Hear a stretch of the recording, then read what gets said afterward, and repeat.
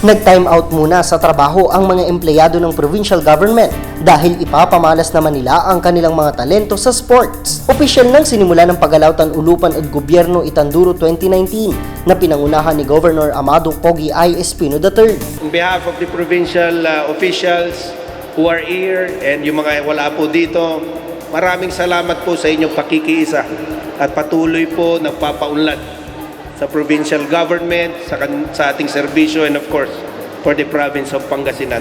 And again, may I take this opportunity, maraming salamat po with the kind words and the prayers for our family. Magandang umaga po sa inyo lahat. Thank you very much.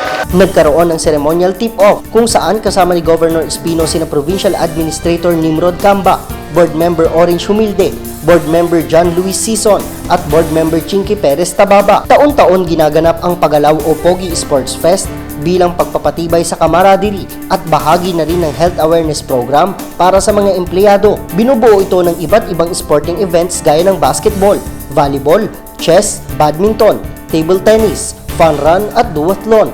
Mabibigyan naman ng cash prize at trophies ang mga magwawagi. Ginaganap ang laro tuwing Martes at Huwebes. Tatagal ang palaro hanggang Nobyembre. Tiniyak naman ang provincial government na hindi maaapektuhan ang kanilang serbisyo sa opisina. Para sa Capital News TV, Edward Quinto.